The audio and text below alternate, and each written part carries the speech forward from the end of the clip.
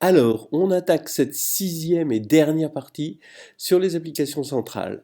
C'est là qu'on va atteindre l'ultime objet du problème, c'est-à-dire la preuve que le caractère caractérise. Alors, qu'est-ce que ça veut dire? Ça veut dire que si on prend une représentation d'un groupe G, une représentation θ, et que l'on regarde l'application qui a petit g dans grand G associe la trace de θ de G, qui est une matrice, hein, évidemment, eh bien, cette application caractérise à isomorphisme près la représentation θ. Donc, une autre représentation, pour lui être isomorphe, il suffit qu'elle ait les mêmes caractères, donc même application.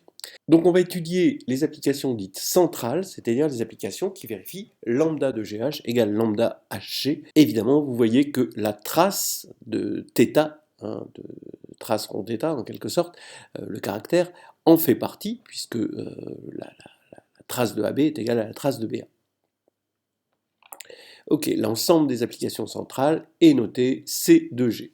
Alors 26A, montrer que C2G est un sous-espace vectoriel de l'espace vectoriel des applications de G dans C. Bon, évidemment, on montre qu'une combinaison linéaire de fonctions centrales qui vérifie cette égalité, c'est aussi une fonction centrale, c'est rien du tout.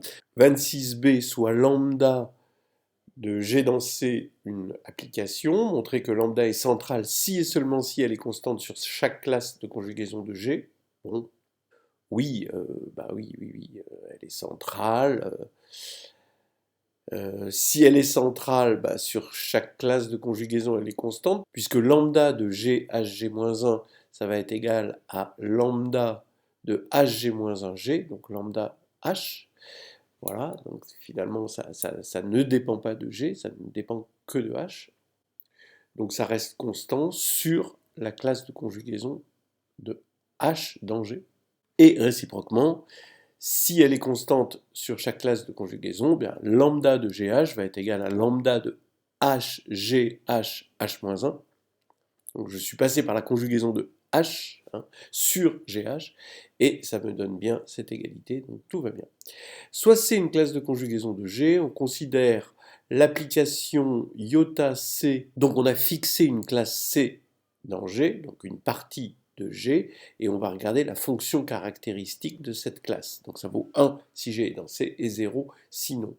Évidemment, c'est constant sur les classes de conjugaison, donc c'est une application centrale, et déjà, et ça forme une partie libre, évidemment, à cause des 1 et des 0, des applications centrales. Ça forme aussi une partie génératrice, parce qu'une application centrale, comme elle est constante sur C, hein, disons que sur toute classe de conjugaison qu'on va appeler C, eh bien, elle vaut lambda indice C, la constante complexe lambda indice C, eh bien, on peut dire que ce lambda, cette fonction centrale lambda, vaut lambda égale somme de lambda indice C, IC.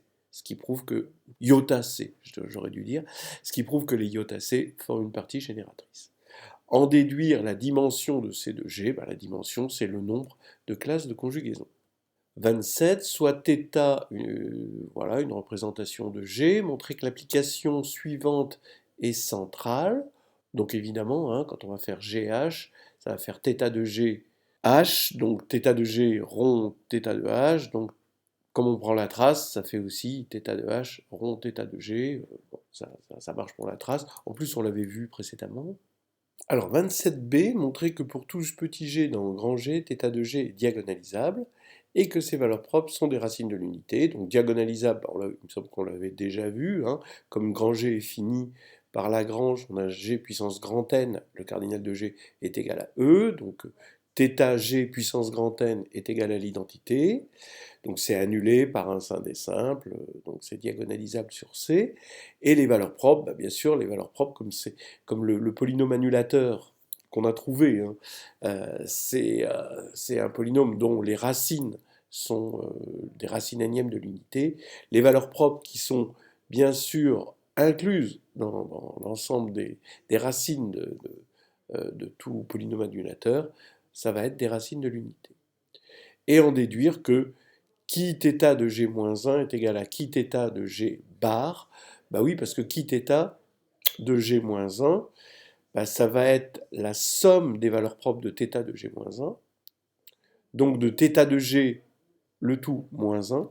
Donc c'est une somme de valeurs propres, donc c'est une somme de racines de l'unité moins 1, et donc c'est la somme des racines de l'unité bar, ici pour g, parce que quand on prend une racine de l'unité, on sait que son inverse, c'est aussi son conjugué.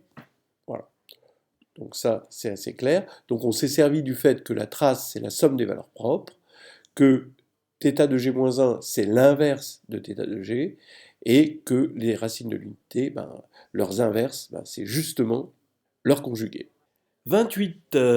Alors, donc pour tout lambda mu dans C2G, on pose ceci. Donc on est dans un espace vectoriel et on met cette forme. Eh bien, ça définit une forme hermitienne définie positive sur C2G. Ben oui, c'est linéaire à droite. Bon, c'est bien défini, c'est un complexe. Hein. C'est linéaire à droite, semi-linéaire à gauche. Bien. Défini positive, si on pose lambda égale mu, ben, on voit que ça va faire une somme de lambda de g au carré en module. Supposons que ça s'annule, ben, si ça s'annule, ça veut dire que tous les lambda de g s'annulent, donc lambda égale 0. Donc c'est bien ce qu'on appelle une forme hermitienne définie positive. Alors 29, on a θ et θ', deux représentations irréductibles d'un même groupe G. N et N', c'est les dimensions, hein, donc ce qu'on appelle le degré des représentations. On fixe des bases, on regarde les représentations dans ces bases, ici, bon, et puis on va exprimer dans le petit a qui θ', qui θ en fonction des coefficients ici des matrices, qu'on appelle donc AIJ de G, et là AIJ A', pardon, de G. Bien, bon, bah, ça pose pas trop de problème, c'est un calcul vraiment direct. Et qu'est-ce qu'on devrait trouver? On devrait trouver bah, la moyenne, donc 1 sur le cardinal de G, fois la somme pour petit g qui parcourt grand G, bah, de A'Ii de G bar, le conjugué, fois AJJ de G, où I et J parcourent tous les éléments de 1 à n. Voilà. Bon, c'est direct, hein, je veux dire, c'est pas un problème. Il faut juste mettre un bar là où il faut, puis voilà, le bar qui est là. Bien, petit b, soit x, donc la matrice IJ, et H, l'application linéaire dans les bases B et B', c'est grand X. Et donc, on construit, comme dans notre construction du lemme de Schur, petit f comme ceci, cette moyenne. Et il faut exprimer les coefficients de la matrice y égale petit il de la matrice. Et il faut exprimer les coefficients de la matrice y, de la matrice f dans les bases b et b'. Bon, bah, c'est encore direct. On va avoir donc 1 sur cardinal de G, somme sur petit g appartient à grand G. Donc on va avoir quoi? On va avoir la moyenne, hein, ici, de la somme pour G dans G, de A', alors attention, A' IJ de G, fois ben, X JK tout court, il n'est pas de G lui, hein, fois A, on en était à K, L, maintenant, de G-1. Voilà. Hein. Bon, donc bon là c'est vraiment direct. Hein. On suppose que θ et θ' ne sont pas isomorphes, montrer que pour tout IJ et pour tout KL, on a ça. Bon, alors l'idée c'est de prendre H qui correspond à la matrice, donc on va fixer J et K, et on va prendre petit h qui correspond à la matrice élémentaire EJK, c'est-à-dire il y a un 1 pour la ligne J et la colonne K, et des zéros ailleurs. Donc il y a juste un 1. Et donc on prend ce petit h là, qu'on pourrait appeler h indice JK, et donc ça va nous faire 0, et grâce à la formule précédente, ça va nous donner ceci, parce qu'on aura juste un 1 pour JK et des 0 ailleurs, donc ça va s'éliminer, et le 1 va nous donner ce membre de gauche. Et 0, pourquoi 0 ? Parce qu'on sait que par le lemme de Schur, f ici sera nul, le fjk si vous voulez, obtenu avec hjk sera nul. Donc on aura bien ça égale 0, et on en déduit que ça est nul. Bon alors ici j'ai pas trop compris pourquoi ici il mettait θ' et ici θ'. Je suppose que c'est θ' parce que c'est plus proche de ça. Et encore, non? Bon, j'en sais rien. Je sais pas pourquoi tout d'un coup il y a ce... Bon, mais bref. De toute façon, ça fait 0. Que ce soit l'un ou l'autre, hein, de toute façon, comme c'est hermitien, c'est 0 bar si c'était l'autre. Donc ça resterait 0.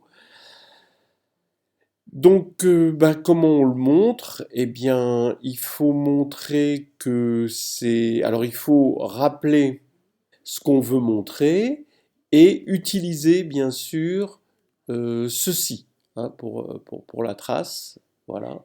Pour passer de bar à G-1. Et donc, ça, c'est direct.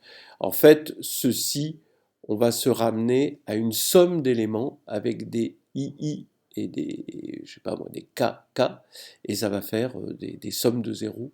Ça va faire 0. On suppose que E égale E' et que θ égale θ'. Bon, et on prend B égale B'.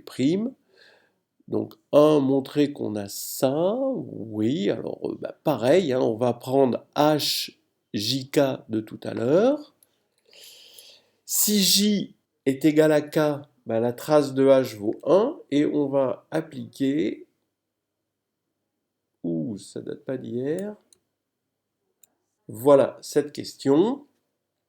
Donc la trace, si J égale K, la trace va valoir 1, ici on va avoir 1 sur N, et pour I égale L, on va avoir 1 parce que c'est l'identité. Donc là on a 1 sur N, hein, d'après ce qui précède, et 0 sinon.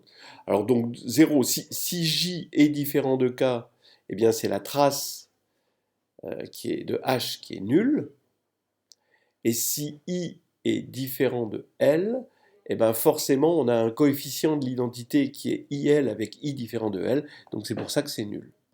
Voilà, bon, c'est encore le lemme de Schur, et on en déduit, ici on va faire une somme de 1 sur n, on va faire une somme de n fois 1 sur n, et on aura 1. Donc c'est un petit calcul vraiment facile. Donc vous voyez le truc extraordinaire, donc on peut faire maintenant un petit bilan dans le E. On a des représentations irréductibles de G 2 à 2 non isomorphes, eh bien on va avoir une famille libre, les caractères vont former une famille libre.